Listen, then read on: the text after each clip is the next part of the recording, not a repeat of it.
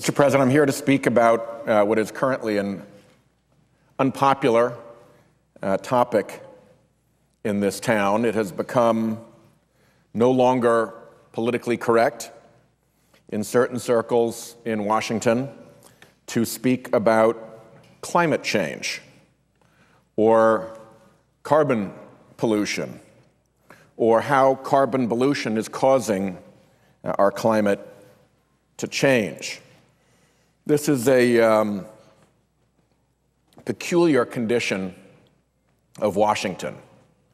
If you go out into our, say, military and intelligence communities, they understand and are planning for the effects of our carbon pollution on climate change. They see it as a national security risk. If you go out into our at least non-polluting business and financial community, they see this as a real and important problem. And of course, it goes without saying that our scientific community is all over this concern. But like I said, Washington is a peculiar place, and here it is getting very little traction. Here, where the dark hand of the polluters can tap so many shoulders, and where there is power and money behind that dark hand, and therefore a lot of attention paid to that little tap on the shoulder. What we overlook is that nature, God's earth, is also tapping us all on the shoulder with messages that we ignore at our peril. We ignore the messages of nature, of God's earth, and we ignore the laws of nature, of God's earth, at our very grave peril. There is a wave of very justifiable economic frustration that has swept through our capital. The problem is that some of the special interests, the polluters, have insinuated themselves into that wave, sort of like parasites that creep into the body of a host animal.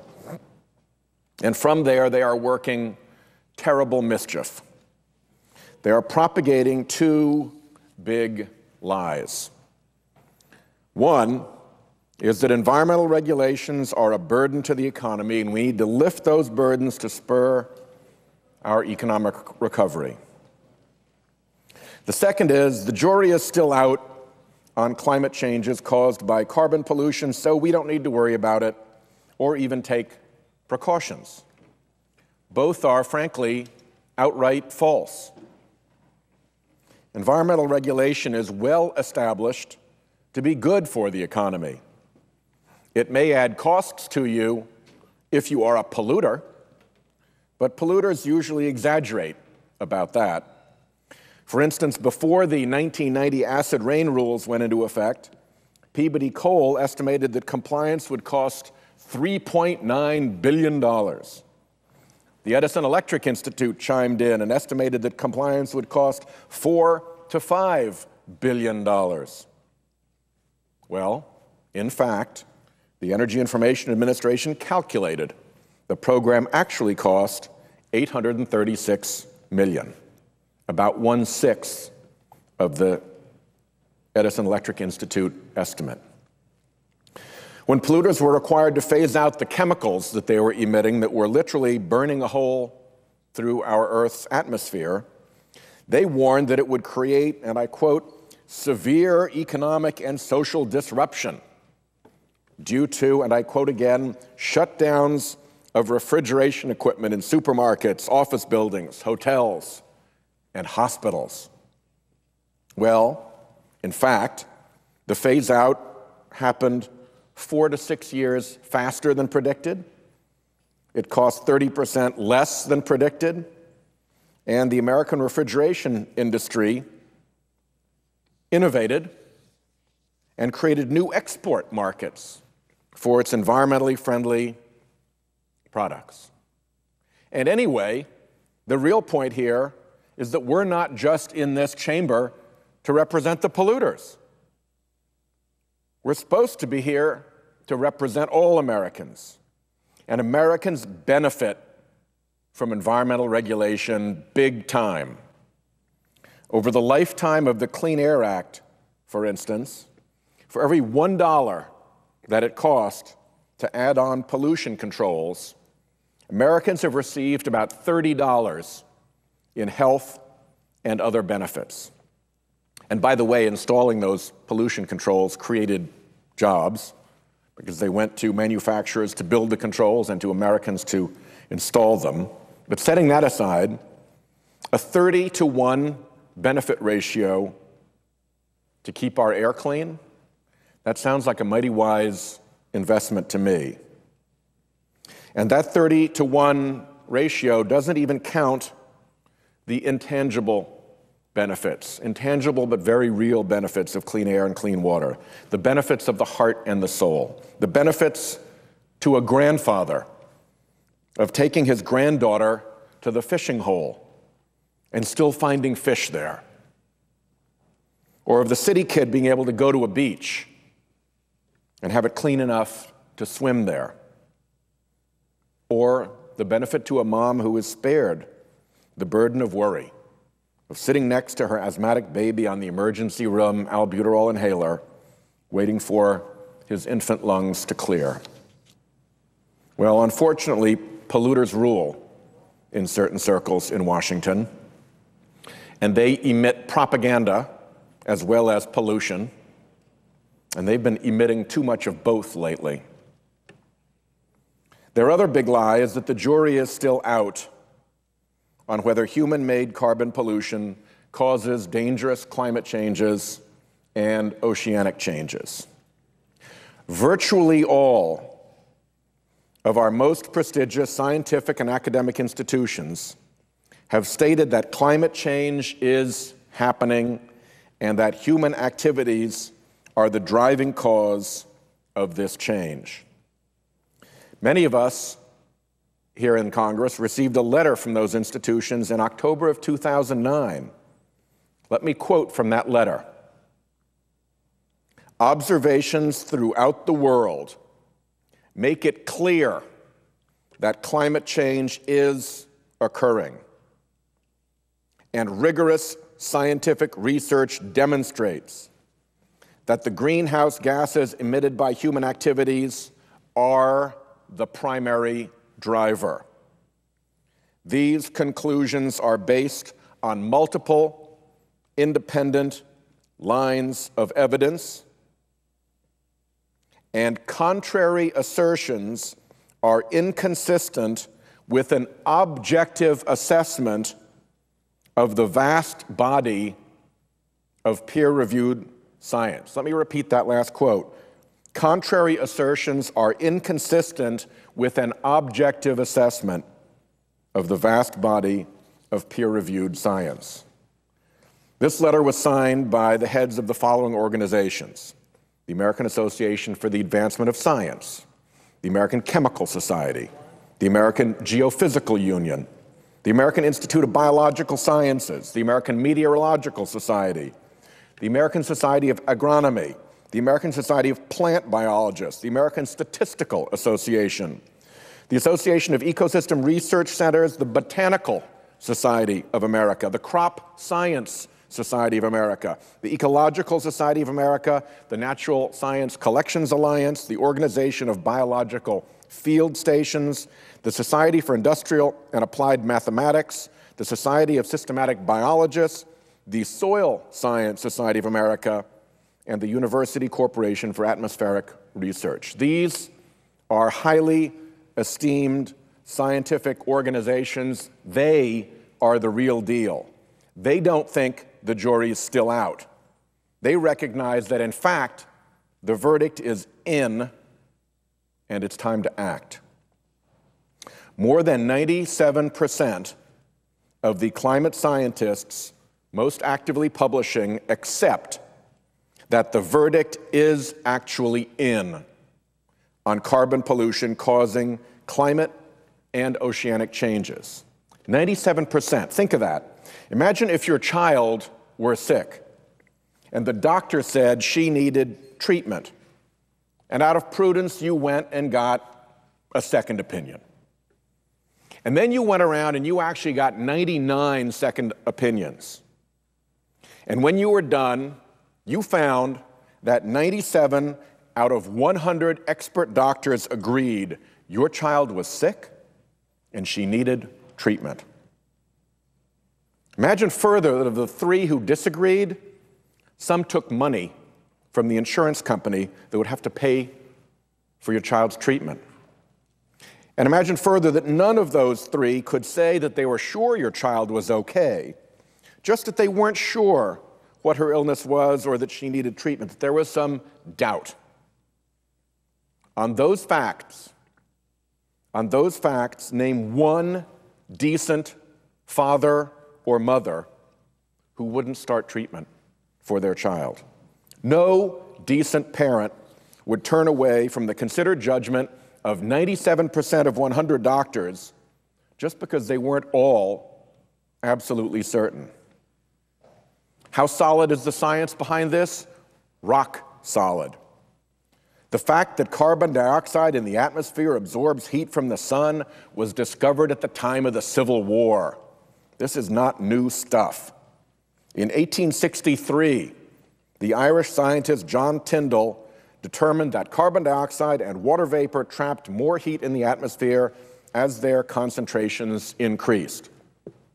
A 1955 textbook, Our Astonishing Atmosphere, notes that nearly a century ago, the scientist John Tyndall suggested that a fall in the atmospheric carbon dioxide could allow the Earth to cool, whereas a rise in carbon dioxide would make it warmer.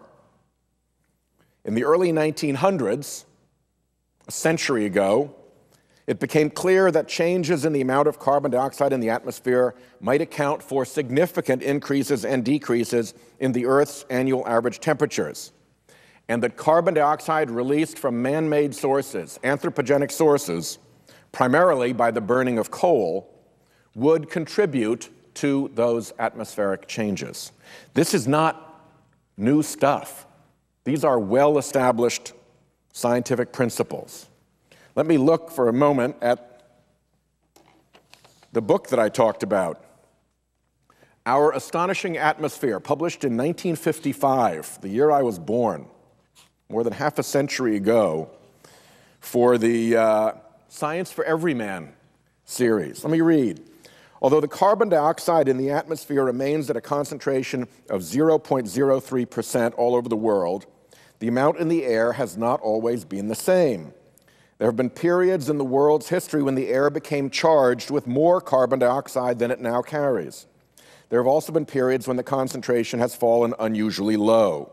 The effects of these changes have been profound.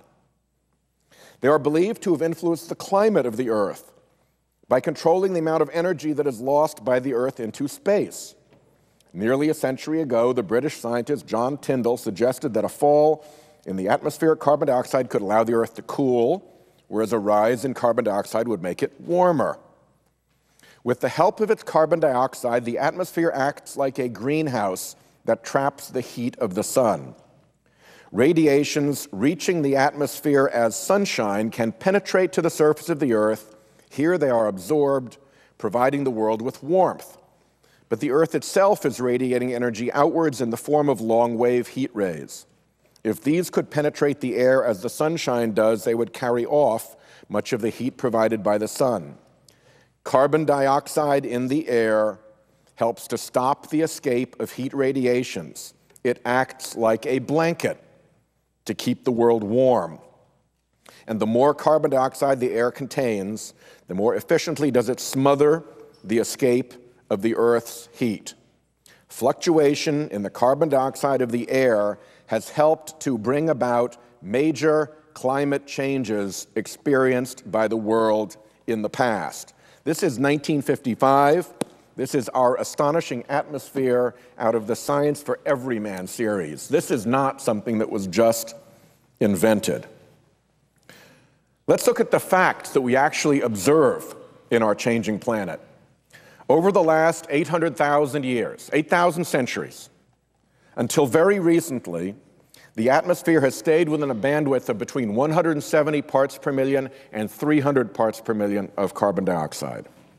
That's not theory, that's measurement. Scientists measure historic carbon dioxide concentrations by, for example, locating trapped bubbles in the ice of ancient glaciers. So we know over time and over long periods of time what the range has been. What else do we know? We know that since the Industrial Revolution, we, humankind, have been burning carbon-rich fuels in measurable and ever-increasing amounts. We know that we release up to 7 to 8 gigatons of carbon dioxide each year. A gigaton, by the way, is a billion with a B, billion metric tons. So if you're going to release 7 to 8 billion metric tons a year into the atmosphere, predictably, that increases carbon concentration in our atmosphere. Put more in and find more there is not a complex scientific theory. It is not a difficult proposition. And 7 to 8 billion metric tons a year into the atmosphere is a very big thing in the historical sweep. So we now measure carbon concentrations climbing in the Earth's atmosphere. Again, this is a measurement, not a theory. The present concentration exceeds 390 parts per million. May I ask permission to extend my remarks for 5 minutes? Without objection. I thank you, and I thank the Senator from Arkansas for his courtesy. So we're now over, 800,000 years in a bandwidth of 170 to 300 parts per million, and now we're over 390. This increase has a trajectory. Plotting trajectories is nothing new either. It's something scientists, business people, and our military services do every day. The trajectory for our carbon pollution predicts that 688 parts per million will be in the atmosphere in the year 2095, and 1,097 parts per million in the year 2195. These are carbon concentrations not outside of the bounds of 800,000 years, but outside of the bounds of millions of years. And as Tyndall determined at the time of the Civil War, increasing carbon concentrations will absorb more of the sun's heat and raise global temperatures. Let me end by reviewing the scale of the peril that we are facing if we fail to act. Over the last 800,000 years, as I said, it's been 170 to 300 parts per million of carbon dioxide. Since the start of the Industrial Revolution, that concentration is now up to 390 parts per million. If we continue on the trajectory that we find ourselves, our grandchildren will see carbon concentrations in the atmosphere top 700 parts per million by the end of the century, twice the bandwidth top that we've lived in for 8,000 centuries. To put that in perspective, mankind has engaged in agriculture for about 10,000 years. 800,000 years ago, it's not clear we'd yet mastered fire.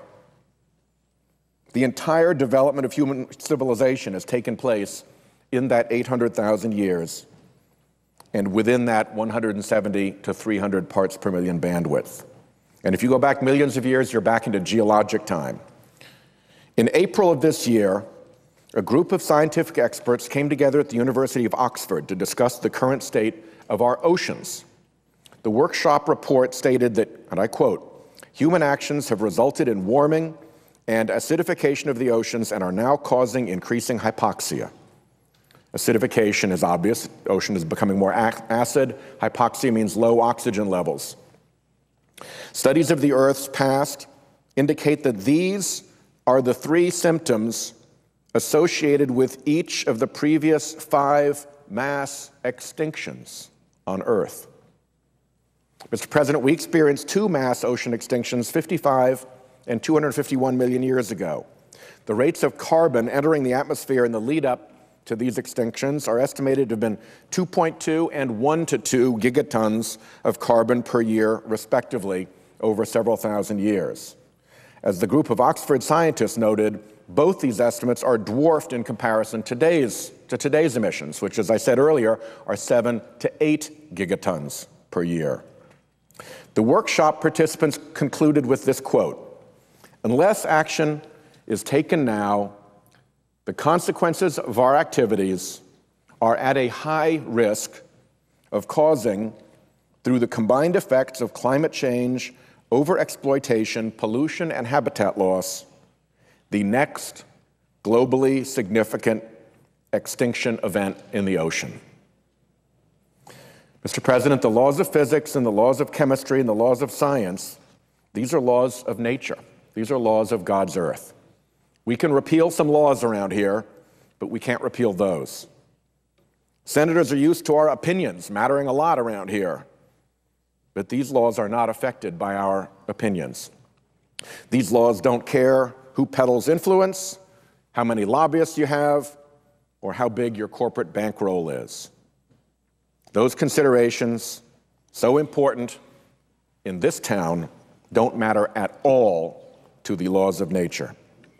And as regards these laws of nature, because we can neither repeal nor influence them, we bear a duty of stewardship to see and respond to the facts that are before our faces according to nature's laws. We bear a duty to shun the siren song of well-paying polluters. We bear a duty to make the right decisions for our children and grandchildren and for our God-given earth.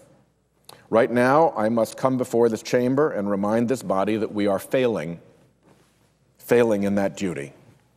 The men and women in this chamber are indeed catastrophically failing in that duty. We are earning the scorn and condemnation of history. Not this week, perhaps, and not next week. The spin doctors can see to that. But ultimately, and assuredly, the harsh judgment that it is history's power to inflict on wrong will fall upon us. The Supreme Being who gave us this earth and its abundance created a world not just of abundance but of consequence. And that Supreme Being gave us reason to allow us to plan for and foresee the various consequences that those laws of nature impose. It is magical thinking to imagine that somehow we will be spared the plain and foreseeable consequences of our failure of duty. There is no wizard's hat and wand, Mr. President, with which to wish this away. These laws of nature are known. The Earth's message to us is clear. Our failure is blameworthy. Its consequences are profound, and the costs will be very, very high. Mr. President, I thank you and thank the senator from Arkansas for his indulgence with the extra time, and I yield the floor.